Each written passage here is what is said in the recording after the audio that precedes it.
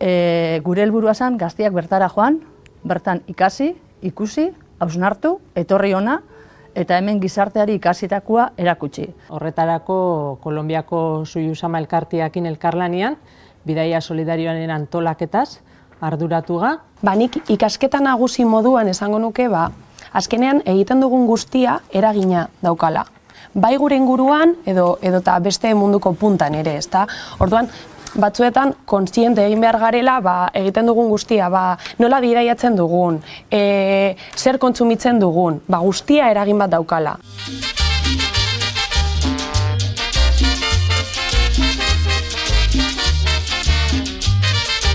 Esta noche tengo ganas de bailar y de ponerle a mi nena serenata.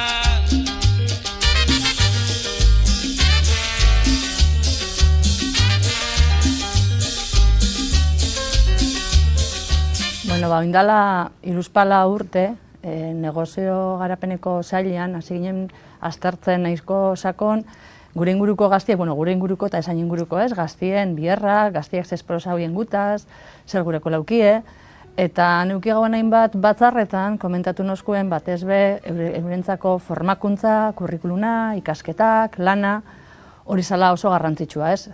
Orduan guk gure ikuspuntutik zer egin geiken, beraiei hortan laguntzeko. Hortan ibili gare buru belarri, eta nahiz eta entidade finantzieroa garen noski, eta horregatik gure produktu finantzieroak ere beraie zabaldu behar dotzauen, bai saiatu gare hortaz aparte beste zerbait ere emoten, ez? Eta ikasketa horrein ondorioz, pentsau gauen gure baloriekin bat datozen eta berai beharrei erantzuna emango dotzien zerbait lantzia. Lantze hortan hainbat gauza urten ziren, eta guzti horren artean bat izen zen mundukidekin batera, bidaia solidario bat egitea. Eta hiru agente elkartzen ziren, alde batetik gure baloreak, beste alde batetik gaztien beharrak, eta beste alde batetik mundukidekin daukogun erlazio zuzena. Hori dela eta mundukidekin kontaktuan jarri, eta hiru hilabetetako prozesu labur-labur batian, ingauena da antolatu bidaia solidarioa, gaztei komunikatu, 1000 gazte inguru apuntau ziren, kontuan izen da maiatzien hasi eta irailerako zala, izugarrizko arrakasta izan zuela iruditu zitzaigun, azkenian 1000 pertsona egotia prest, euren oporrak, euren biharrak, euren lagunak, familia alde batera utzi eta iraila guztian Kolonbiara joateko, arrakastatxu izan zen. Helburua zein zen, bidaia honen helburua, hori esan da, beraien erantzuna eman, eta baita gure baloreak elkartu, baina argi zaukogun eta batez be mundukidetik esan da, hilabete baten ezin dozu lar lagundu, zoiezen lekura, zoiezela. Lehenengo ez dituzulako ezagutzen, euren ohiturak, zelakoa dien, askotan molesta baitzen dozu. Orduan, buelta bat emun zotzagun horri eta uste ganun formakuntzatik joan da, izango zala nahiz eta bidaia solidario bat izen, ze bidaia antolatzen zauen agentziak izten dauen, irabazten dauen dirua bertakoentzat dan, gure helburua zen gazteak bertara joan, bertan ikasi, ikusi, hausnartu, etorri ona, eta hemen gizarteari ikasitakoa erakutsi. Eta erakutsi prozesu hortan, eurak imizaben lanketa bat, egunero hausnarketa bat, talde lan bat, eta 5 ardatz jarri genizkien lantzeko, eta gero bertan inbidabiela unibertsitatetara eta joan eta erakutsi. Eta erakusteko beraiekin elkartu gare hemen laboralkutxan, gu, beraiek eta mundukideko jendia, eta ingauena da aurkezpen bat gertatu, lagundu priskat beraiei aurkezpena nola esan bidabien, PowerPointa gertatu, eta gutxi gora bera, helburua da, hori komentatu zueten joan, ikusi, ikasi, ekarri, erakutsi, eta gero hitzaldi reflexibo bat egin. Mundukide kooperatiben baitan sortutako gobernuzkanpoko erakunde bada, eta elkartasuna, solidaritatea, garapenerako lankidentza, arlo horiek dira gure lan esparrua. Eta proiektu honi ikuspegi hori gehitzia izan da gure zeregina. Horretarako Kolonbiako Suyusama elkarteakin elkarlanean, bidaia solidarioaren antolaketaz arduratuga, hasi hautaketa prozesutik, eta proiektua Kolonbiako Nariño eskualdean gauzatzea egindan arte. Gure aldetik oso balorazioa oso positibua da, talde oso motibatua eta inplikatua izan da, eta bidaia nahiko intensua izan den arren oso ondo erantzun dabe danek, Euskal Herritik 9 gaztek bidaiatu dabe, eta eurekin batera mundukideko 2 kooperante eta 2 gazte kolonbiarrek parte hartu dabe bidaian, eta euren esperientzia be oso ona izan dela esan dozkue, orduan valorazio positiboa. Laboral kutxak urte asko daroia garapenerako lankidetza babesten eta konpromiso sendua dauka, eta uste dugu ibilbide horretan urratz garrantzitsu badala proiektu hau.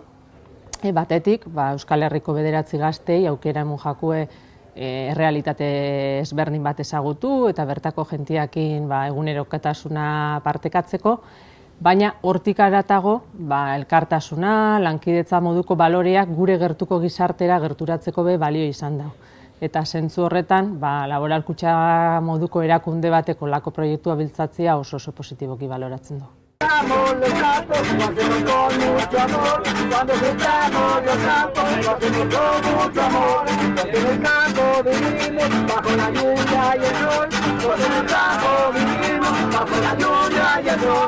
Zergatik parte hartu, nik ikasketak bukatu nituenetik bidai solidario bat edo bidai ezberdin bat egiteko asmoa izan dut.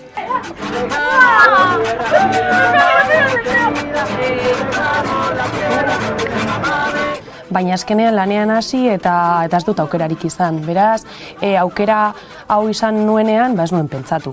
Gainera nik uste dut guztiok solidarioagoak izateko asmoa daukagula, abentura berriak bizitzeko asmoa ere, eta esperientzia honek guztia batzen zuen, ezta? Nire kasuan be, antzerako egia esan. Beti aukido bidai solidarioen ideia buruan bueltaka, eta ez dut ekaina inguruan jaso gauela laboral kutxako mesua, eta bi aldiz pentsau bari izena emun hauen.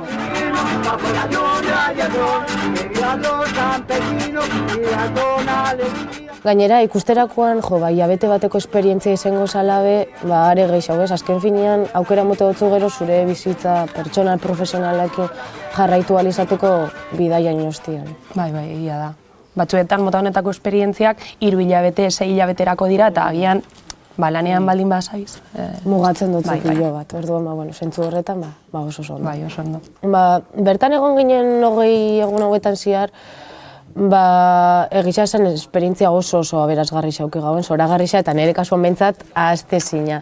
Baina batez be bueltan ez, familiakoekin, lagunekin, lankideekin nire esperientzia konpartitzerakoan konturatu nintzen benetan bidai honen balioaz, ez? Bueltan ohartu nintzen ze garrantzitsua izan da bidai hau niretzat. Bai, egia da. Gainera eske, nik uste dut gaur egun gazteok bidaiatzeko aukerak izan ditugula, ezta?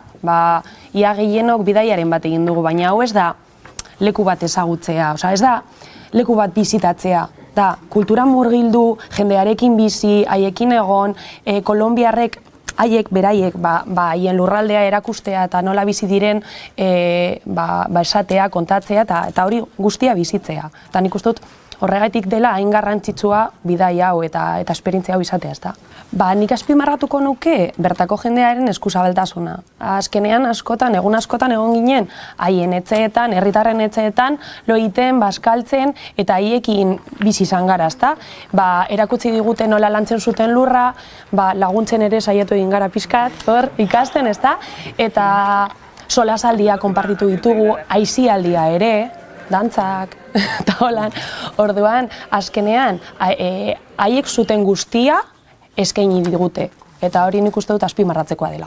Nire kasuan be, hortaz gain, azpimarratuko nauen badagoela beste modu bat, ez? Laboral kutxako lelo hori ez badago beste modu bat, hori oinarri hartuta ez, konturatu garela, edo nire kasuan behintzat beste errealitate batzu da zela, gauza beste modu batean antolatzeko, 11 modu dauz gauzak antolatzeko, eta adibidezan harino parte hartzeko, ez dakit, lanitzeko, antolatzeko beste modu batzuk dituzte, eta gisa esan, nire kasuan behintzat aldez aurretik nitxun eskemak edo aurreritzi horreik apurtzeko, puskatzeko, baliagarria izan da esperientzia hau. Nik ikasketa nagusi moduan esango nuke, azkenean egiten dugun guztia eragina daukala.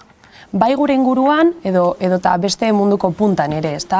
Orduan, batzuetan kontziente egin behar garela, egiten dugun guztia, nola bidaiatzen dugun, zer kontsumitzen dugun, guztia eragin bat daukala. Eta bertan ikusi dugu, eta horregaitik saiatzen dira turismo ekologikoa bultzatzen, edo ere nekazaritza ekologikoa bultzatzen. Eta nik uste dut hori ere, Horreran apurtxo bat, esan dozun bezala, gure erabakiak eragin batzu daukie, arrasaten ez bada, igual munduko beste puntan izango da, ez?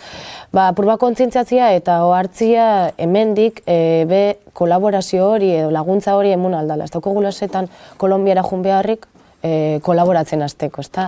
Gure herrietatik, gure auzoetatik be hasi algarela norabide horretan lan itzen.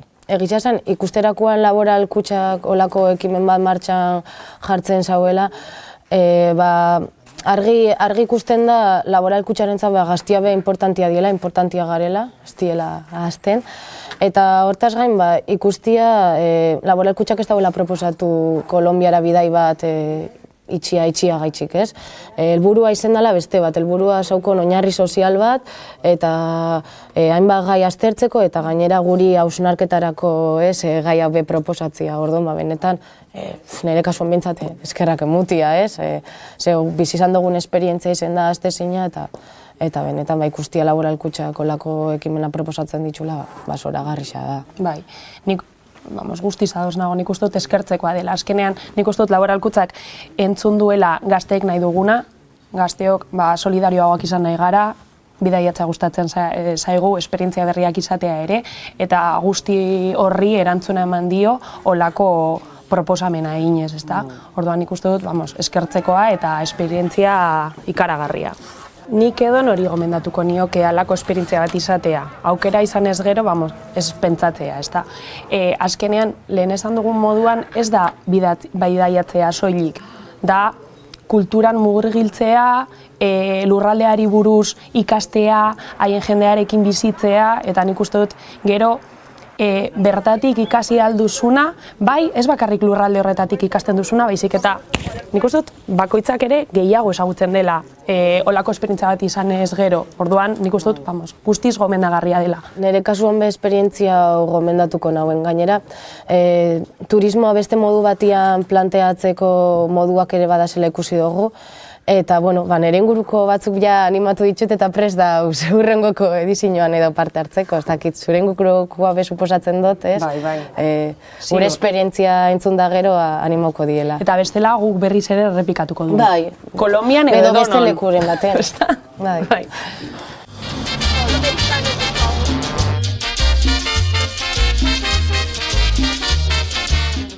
Kolonbiara helduta hurrengo egunean, Bogota hiriburuan egon ginen, eta bertan Zinep erakundea ezagutzeko aukera eduki gauen, eta bertako kide batzuk bai. Eta gisa esan, bertan jaso gauen hitzaldia niretzako behintzat oso interesgarria izan, eta oso baliagarria kokatzeko bai. Gehienontzat Kolonbiako testuinguru historikoa nahiko ezaguna zen, eta bertan jaso gauen hitzaldi horri esker Kolonbiako historiari buruzko argazkitxo bat edo kokapen bat itxeko oso baliagarria izan zen. Ez dakit akordetan zaren, baina ura komentatzen zauen historian zehar bortxaketak, esklabu be izan diela, errepresio pilo bat egon dela. Kontatzen zauen bezala, hasieran Espainiatik heldutako kolonizatzaile horrek izan ziren eta ondoren, eta gaur egun be, ikatzian interesa daukien kanpoko enpresa batzuk die hor borrokan ari dienak. Eta guzti horrek eta alderdi politikoak eta eragin daue Kolonbiako egoera oso gogorra izetia zentzu askotan. Eta, zidi poliki mugitzen ez, eura kontatzen zauen badauela bake hitzarmen edo bake akordio bat, eta hainbat erakundek parte hartzen daue, besteak beste hori, Zinep erakundia, eta zidi hezkuntzari garrantzia muten, formakuntzari garrantzia muten, euren lan baldintzak be hobetzen, eta, poliki euren helburua da hori ez, egoera gaztaskatsu horrek murriztia eta lasaiago bizitzia ez. Bai, gainera, interesgarria zen guzti hori kontatzen zuten, baina hala ere haien kulturaren oinarria mantentzea zela oso garrantzitsua haientzat. Orduan, hobetu nahi dutela haien bizimodua, baina haien euren oinarriak astu barik, eta hori oso interesgarria zen bai. Bai, egia da. Bai, eurentzako, kultura, euren tradizioak, euren... Kafea, ez da? Bai, gastronomia oso importantia da, orduan. Euren baldintzak hobetu nahi dituzte, baina astu barik, hori dela oso importantia. Ba, egia da, ingurumenari dagokionez, nekazariek hainbat aldaketa egiten ari direla. Ba, adibidez orain ari dira ongarri kimikoak alde batera uzten eta saiatzen ari dira ongarri naturalak erabiltzen. Haien lurra zaintzeko alde batetik eta bestetik ere uztak kalitate handikoak izateko.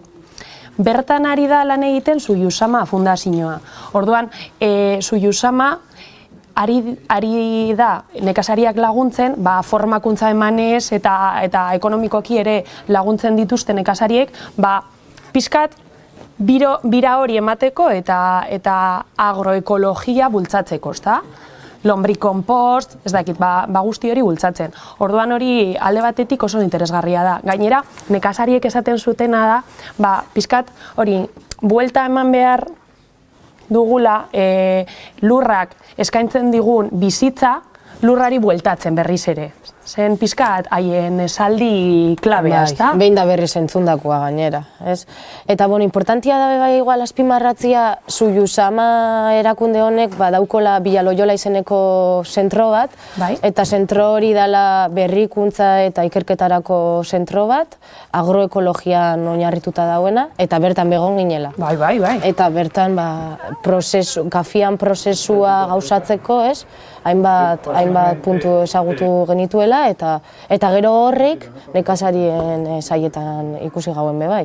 Azken finean da ikerketa zentro bat, bertan hainbat prozesu, hainbat teknika martxan jartzen die, eta baliagarria dien horrek nekazarien saietan martxan jartzen die. Orduan, nekazaria azpimarratzen zauen Suyusaman lana, ez?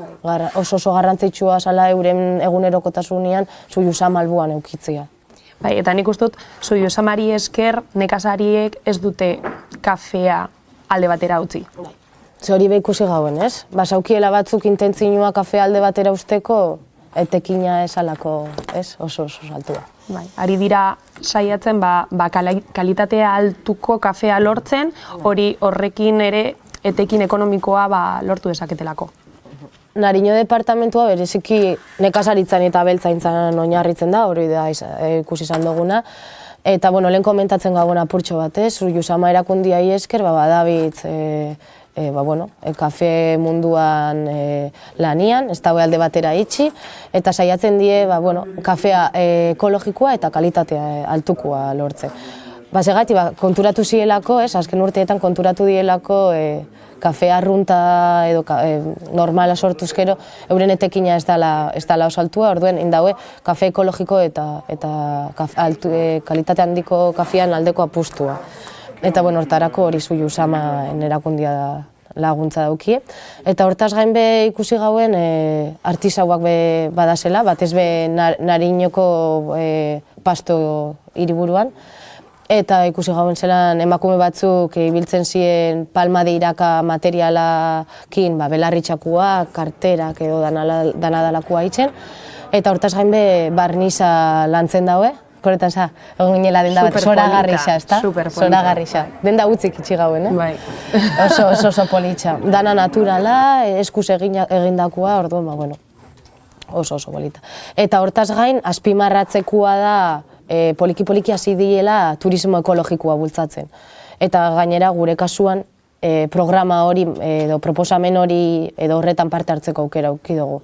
Gure bidaia hortan oinarritu da, ez? Suyusaman turismo ekologikoko proposamen bat frogatzia ezen da gure lana, eta gero feedback txikitxo bat emutia, etorkizunean emongo dien beste bidai batzuk hobetzeko.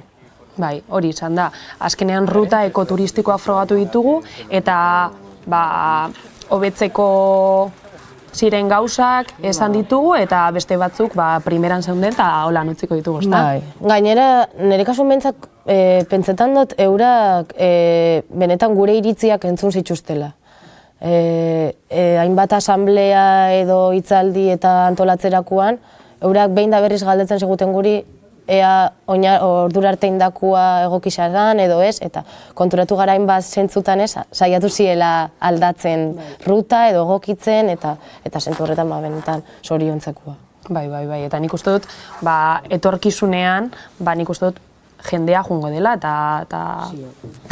eta bultzatu dutela hor turismoa oso polita delako eta oso interesgarria. Bai, azkenian, turismo itxia finka edo etxe ezberdinetatik zehar, guztiz desberdina da, ez? Beste realidade bat ikusten dozu. Eta benetan kultural murgiltzen zare. Akorretan zelan egon ginen Campo Bello izeneko finka batean. Kasualidadez bisakin gauela lo bertan. Finka ezagutu gauen, lurrak ezagutu ginen, txia, zelan itxen zabien lan, eta hortaz aparte, eren etxeko atia zabaldu zituzten eta bertanen gauen lo. Bai. Hori bizitzia oso desberdina da.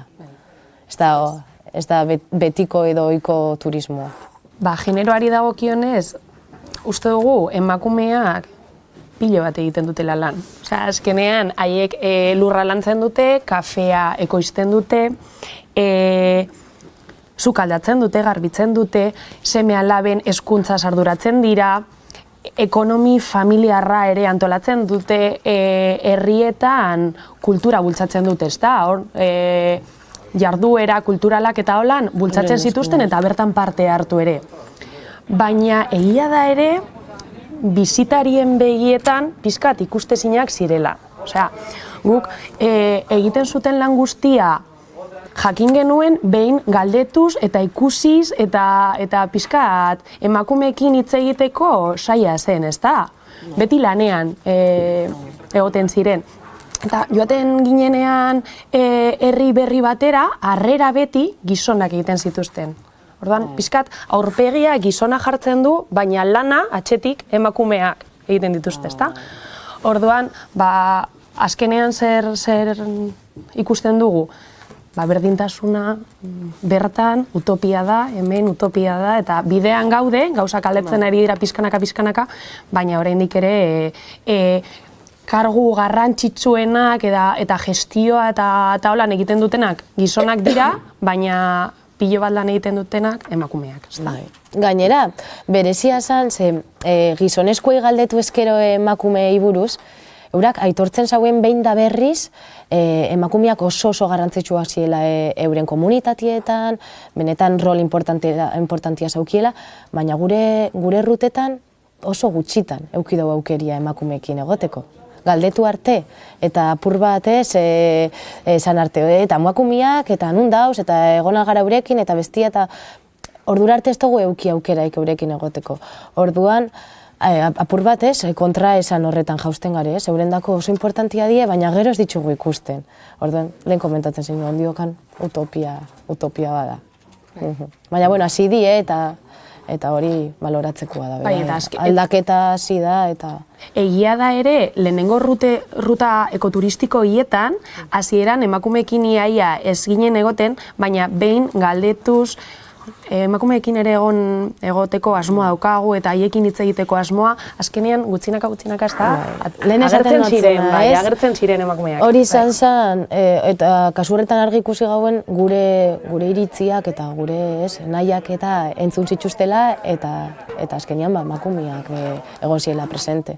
Igo ginenian lakura, 4.000 eta piko metrotara, egun hortan emakumeekin egon ginen adibidez. Baina ordura arte, lehen esaten zinen, ikusezin hasien aportxe. Nariñoko departamentuan esango nauen komunitateka antolatzen diela. Eurendako komunitatea oso importantia da eta komunitatean lehen ezten dana da kolaborazioa eta talde lanian lan itxia. Eta gure kasuan minga batian parte hartzeko aukera auki gauen. Minga azken finean da, komunitateko kide ezberdinen artean itxen dan truke solidarioa edo laguntza solidario hori. Gure kasua, lorategi bat sortu gauen, euren lursail batzuk be txukuntzen eta garbitzen lagundu gauen, bazterrak be txukundu ginen, ezta? Eta gisa zen, esperientzia oso aberasgarria izan zen. Ikustia zelan modo solidarioan elkar laguntzen dien, benetan, ez? Igual ikastekoa, ez? Bai, nik uste dut, baiet. Gainera, esaten ziguten, azkenean, bilerak egiten zituztela komunitatean, eta erabakitzen zuten. Bueno, zer egin behar dugu, zer Zer da behar duguna, bai, ezta? auzokide baten batek zerbait behar du, guztion artean lagunduko gara, hori lortzeko, ezta? Edo adibidez, nola zen hori esku prestaketa, eta ez dut gogoratzen zein zen izena, baina azkenean zen, zuk jendea kontratatzeko dirurik ez baduzu, nire familia joango da zure etzera, zure nusta, eta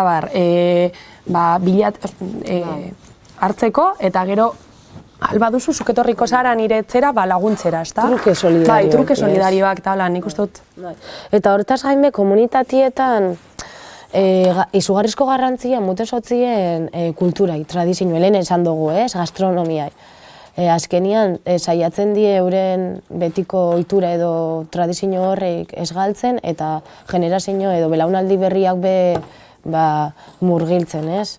Ez da izen galdu azken finean. Bai, egia da.